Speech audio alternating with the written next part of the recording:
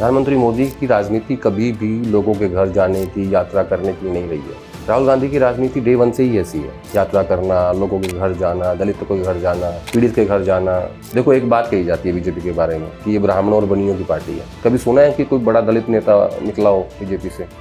नहीं। सरकार की पिच है, बीजेपी की पिच है धर्म, हिंदू मुसलमान, उसमें उनको कोई नहीं हरा सकता। इसीलिए Yogi ji second time chief minister बने उत्तर प्रदेश के, देश के सबसे बड़े राज्य के। अगर योगी जी थर्ड टाइम बन गए फिर वो तो अमित शाह को रिप्लेस कर देंगे। हालांकि ये कोई जरूरी नहीं होता कि कोई 3 बार मुख्यमंत्री बन जाए तो पीएम कैंडिडेट हो जाएगा, ये कोई जरूरी नहीं होता।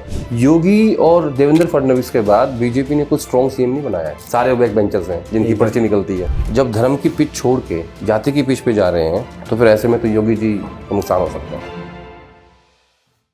सीधा सीधा सवाल यह है कि कांग्रेस को जम्मू कश्मीर में विश्वास बहाल करने के लिए लिटरली कौन से ठोस कदम उठाने चाहिए? देखिए, अगर आप ये कह रहे हैं कि 6 सीटें आई हैं, आप उनके अगर नाम पढ़ेंगे ना तो आपका अंदाज़ा हो जाएगा कि ये 6 के 6 जो विधायक हैं, एमएलए हैं, ये ज़्यादातर अल्पसंख्यक हैं। ठीक है, मैंने क्यों कहा कि अब वहाँ की राजनीति बदल गई है। जम्मू को बीजेपी ने हाईजैक कर लिया और वहाँ एनसी और पीडीपी बैठे हुए हैं। तो कांग्रेस पार्टी को कोई ऐसी नीति लेके आनी पड़ेगी कि वो दोनों को बैलेंस करे। ठीक है, अपने नेताओं जो कट्टरपंथी नेता है, मैं इस टाइम कर रहा साहब को कट्टरपंथी कहूँगा क्योंकि उन्होंने जो स्टैंड लिया वो स्टैंड हमारे देश को सूट नहीं करता था। ठीक है, तो उनको एक ऐसे नेता की आवश्यकता है कि जो दोनों में जम्मू और कश्मीर को बैलेंस करके चले और ये देखे कि कहाँ वो कांग्रेस पार्टी के लिए स्पेस तलाश सकते हैं इस नए सिनेरियो में। ठीक है, तो आपको जम्मू की राजनीति अलग करनी होगी, कश्मीर की अलग करनी होगी। अगर कर पाएंगे तो मुझे लगता है कि आपको स्पेस मिल जाएगा। अगर आप नहीं कर पाएंगे तो फिर हो सकता है कि ये 6 की 3 ही रह जाए। लेकिन ये संभव कैसे होगा? ये संभव होगा जैसा उसमें मेमोरेंडम में लिखा हुआ था कि ये कमेटी गठित हो। आप कश्मीर में बैठा व्यक्ति जम्मू के फैसले ना करे, जम्मू में बैठा व्यक्ति जम्मू के फैसले करे और उस रीजन के हिसाब की राजनीति करे। ठीक है, जो बीजेपी को टक्कर दे। और वहां पे कश्मीर के जो लोग हैं वो ऐसी अपनी पॉलिसीज लेके आए जो एनसी, हालांकि एनसी को समर्थन है लेकिन बाहर से है, और सरकार में शामिल भी नहीं है, और पीडीपी, इनके सामने आप विपक्ष के रूप में दिखाई दो। तो इसका रास्ता नहीं निकालना पड़ेगा। ऐसे नहीं चल सकता ये जैसे अभी चला रहे हैं ये। नहीं तो अगर ऐसे ही चलेगा तो आप मुझसे लिख के ले लीजिए 6 की 3 ही बचेंगी। तो इसमें तो मुझे लग रहा है कि कम से कम 2 अध्यक्ष बैठाने पड़ेंगे। 2 अध्यक्ष नहीं तो कम से कम एक कमेटी गठित कर दो जो दोनों के लिए फैसला करे, जो दोनों के लिए राजनीति करना आसान हो जाए। जम्मू के लोग अपने हिसाब से कर पाए, कश्मीर के लोग अपने हिसाब से कर पाए, तो कम से कम एक कमेटी तो बनी सकती है। कमेटी के साथ साथ भी चेहरे तो होने जरूरी है ना। हाँ, तो लेकिन आपको 2 चेहरे देने पड़ेंगे ना फिर। एक चेहरा जम्मू से और एक चेहरा कश्मीर से। हाँ, मैं वही तो कह रहा हूँ। लेकिन दोनों में फर्क क्या होगा? एक ऐसा चेहरा जो भाजपा के सामने लड़ सके और एक ऐसा चेहरा जो एनसी और पीडीपी के सामने लड़ सके। ये इसका रास्ता होगा मुझे लगता है।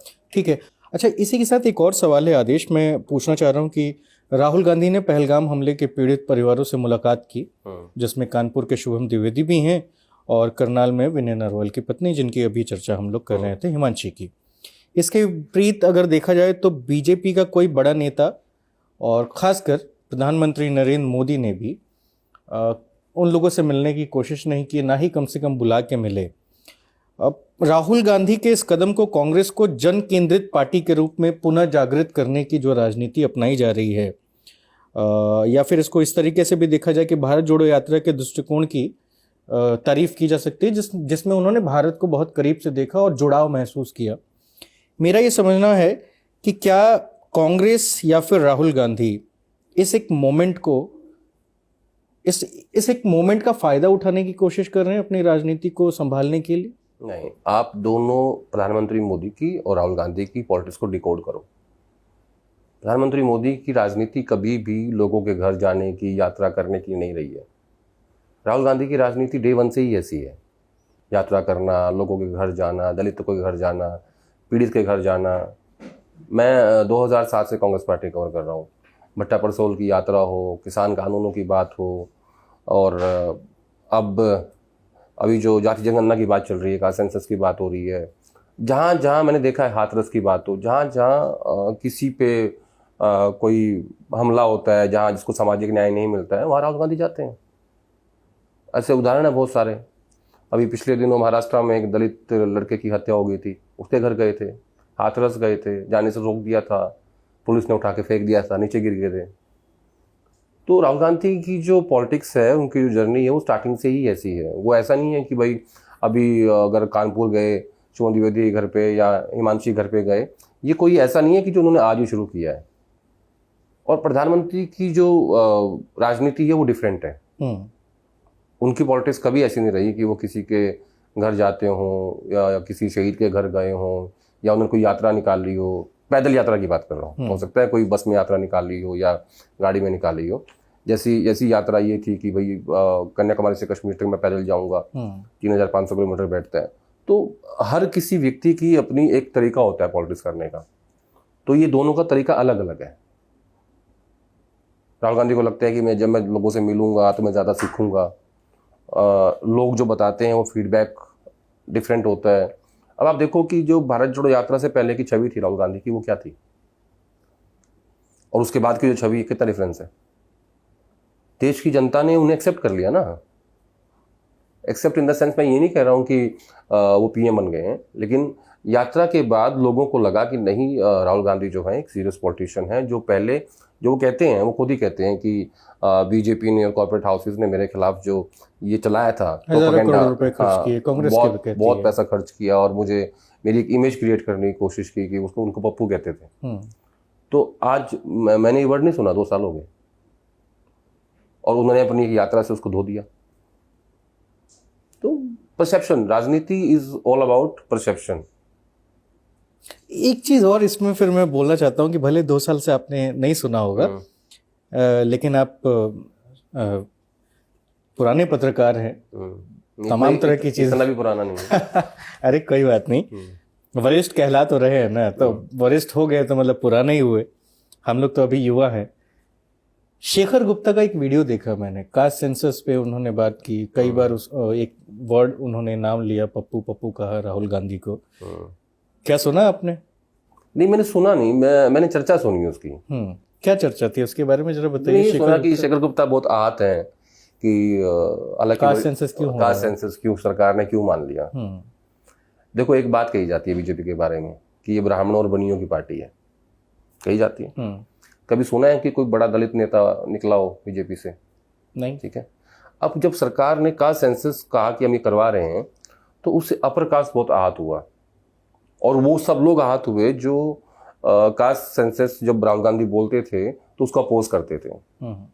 अनुराग ठाकुर ने संसद में कह दिया था, जिसको खुद की जाति नहीं पता वो जाति की बात कर रहा है, कहा था ना। और अब जब सरकार ने ये कहा कि हम कास्ट सेंसस करा रहे हैं, तो फिर थोड़ा सा जस्टिफाई करना मुश्किल हो जाता है। जैसे मुझे याद है जब किसान बॉर्डर पे बैठे हुए थे दिल्ली के, और वो 3 बिल वापस लेने की बात चल रही थी, तो उन्हें रोज आतंकवादी कहते थे, खालिस्तानी कहते थे, तमाम तरह के लोग थे। और एक दिन टीवी पे प्रधानमंत्री आए और ये कहा कि मैं फैसला लेने में चूक गया और हम ये वापस लेते हैं, मुझे माफ़ कर देना।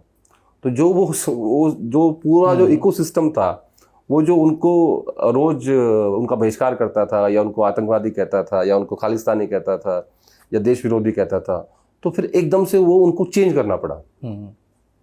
वो मुझे लगा कि गुप्ता जी बहुत आहत हैं कि बीजेपी ने ये क्यों कर दिया। तो उनकी व्यक्तिगत पीड़ा हो सकती है, या उनकी स्टोरी का एंगल हो सकता है, क्योंकि वरिष्ठ पत्रकार है। मैं अपनी बिरादरी के लोगों पर ज़्यादा टिप्पणी नहीं करता, तो मैं दूर रहता हूँ उनसे। चलिए, बढ़िया। यूपी चलते हैं जरा। योगी आदित्यनाथ का एक बयान जो लोकसभा चुनाव के दौरान काफी वायरल रहा। तो कटेंगे, महाराष्ट्र चुनाव में ये आया, महाराष्ट्र में आया था, बटेंगे तो कटेंगे। लेकिन इस छवि के साथ भी वो 2 बार यूपी के मुख्यमंत्री रह चुके हैं, और 2024 में हिंदू मतदाता दलित और ओबीसी में बंट गए थे। ये बात आपने पिछले भी अपने शो में कहा था, जैसे कांग्रेस और सपा को 43 सीटें आई। नहीं, मैंने ना ये क्या हुआ, मैं बैठा हुआ था, कास्ट सेंसस क्यों आया मैं ये सोच रहा था। ये मैंने ट्वीट किया जो आप पढ़ रहे हो। तो मैं आपके ट्वीट को एक बार थोड़ा सा पढ़ लेता हूँ। पढ़ो। और आपने ये संकेत भी दिया कि अगर योगी तीसरी बार सीएम बनते हैं तो उनकी पीएम उम्मीदवारी मजबूत हो जाएगी, लेकिन अगर 80% हिंदू मतदाता बढ़ते हैं तो किससे फायदा होगा? क्या आपका इशारा कांग्रेस और सपा की ओर है, या फिर कुछ और सामाजिक ध्रुवीकरण की बात हो रही है यहाँ पे? मैं अक्सर राजनीतिक चीजों को डिकोड करने की कोशिश करता हूँ, और ये नहीं जो चल रहा है कास्ट सेंसस तो ठीक आ गया, व्हाट इज बियॉन्ड दैट, बताइए, है ना, वो बड़ा इंपॉर्टेंट होता है। तो मेरी बड़ी जैसे मैं बहुत कुछ में सोचता हूँ, लोगों से पूछता हूँ, जहाँ तक भी मेरी पहुँच है, तो मैंने इसको डिकोड करने की कोशिश करी। मैं कहा सरकार कास्ट सेंसस ले आई, सरकार की पिच है, बीजेपी की पिच है धर्म, हिंदू मुसलमान, उसमें उनको कोई नहीं हरा सकता। इसीलिए Yogi ji second time chief minister बने उत्तर प्रदेश के, देश के सबसे बड़े राज्य के। और उसी धर्म की पिच पे 2014 और उसी पे 2000, मतलब उसमें राष्ट्रवाद भी है, राष्ट्रवाद और धर्म साथ साथ चलते हैं इनके। सही बात।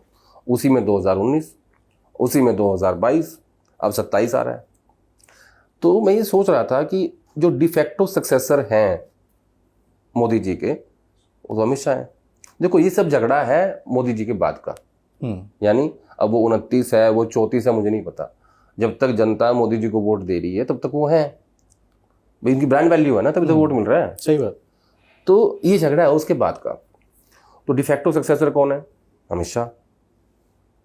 योगी जी हिंदुओं के बीच में नेता बन रहे हैं, 80-20 की बात करते हैं, कटेंगे तो बटेंगे की बात करते हैं, और उनका अपना एक स्टैंड है।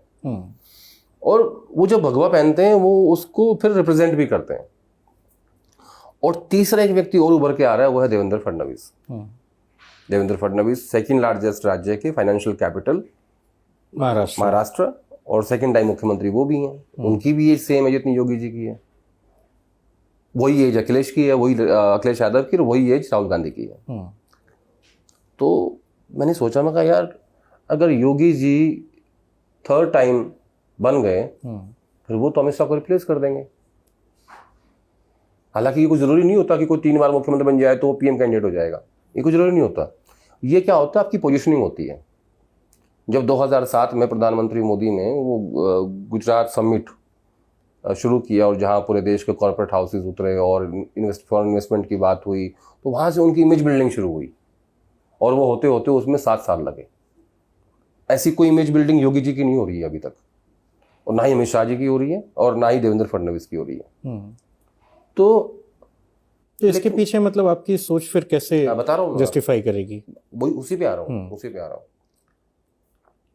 मुझे लगता नहीं कि वो जो दौर था 2007 का, जब मोदी जी की पोजिशनिंग शुरू हुई ग्लोबल समिट के जरिए, गुजरात समिट के जरिए, तो मुझे लगता नहीं कि उसकी आवश्यकता आज के इस दौर में है, क्योंकि उनके ऊपर एक आरोप था 2002 का।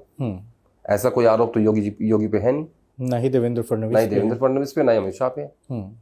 ठीक है, उन पे जो अमित शाह का कनेक्शन, वो अमित शाह को जो था वो कोर्ट से बरी हो चुके हैं। कानूनी बात भी करनी पड़ेगी। आपको पता है कि जनता माफ कर देती है, जनता तो भूल जाती है, पता नहीं आपको? जनवरी में राम मंदिर का इनॉग्रेशन होता है और लोग अप्रैल में भूल जाते हैं, नहीं भूले? पूछ रहा हूं आपसे। सही बात। ठीक है, तो जनता को छोड़ो, मैं उस पर आता हूं। ठीक। तो मेरे मन में यह आया कि भाई जब धर्म की पिच छोड़ के जाति की पिच पे जा रहे हैं, तो फिर ऐसे में तो योगी जी को नुकसान हो सकता है। ठीक है, तो हो सकता है कोई दिखा भी है 24 के इलेक्शन में, हो सकता है कोई अंदर से ही रोक रहा हो, क्या पता। राजनीति में तो सब कुछ संभव होता है ना। इशारा कहाँ है आपका? मेरा इशारा तो साफ साफ है। किसको रोक रहे हैं वो? जब मैंने पूरी कहानी सुना दी, आप पूछो सीता किसका बाप था, मेरा इशारा साफ साफ है। योगी आदित्यनाथ से प्रॉब्लम क्यों हो सकता है? क्योंकि एक चीज तो है, देखिए अमित शाह हमेशा से नरेंद्र मोदी के पीछे खड़े होकर यहां तक पहुंचे हैं, ठीक, लेकिन योगी आदित्यनाथ ने इन 2 कार्यकाल के दौरान, अब तो 2027 में अगला चुनाव भी होने वाला है। मेरे भाई रुको, बस समझने के लिए मैं एक चीज पूछ रहा हूं। होती एक्सेप्टेंस तो बढ़ी है ना योगी आदित्यनाथ की। राजनीति में दिक्कत कुछ नहीं होती। हाँ। सबकी महत्वाकांक्षाएं होती हैं। महत्वाकांक्षा प्रधानमंत्री बनने की। इस देश में 3 ही पद होते हैं, पीएम, सीएम और डीएम, बाकी कुछ नहीं होता। एक जिले का मालिक, एक राज्य का मालिक, एक देश का मालिक। तो और कोई चाहता है पीएम बनना, कौन सी बुरी बात है?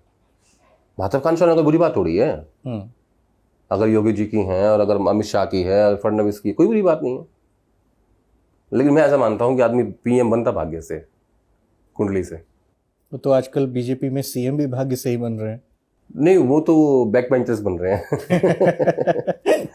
देखो एक बात देखो, योगी और देवेंद्र फडणवीस के बाद बीजेपी ने कुछ स्ट्रॉन्ग सीएम नहीं बनाया है। हाँ, सारे बैक बेंचर्स हैं जिनकी पर्ची निकलती है। मध्य प्रदेश देख लीजिए, जैसे वही राजस्थान तंबोला देख खेलते लीजिए, हैं, पर्ची निकल अभी जाती है। दिल्ली देख लीजिए। नहीं तंबोला खेला, पर्ची निकल गया, आदमी सीएम बन गया।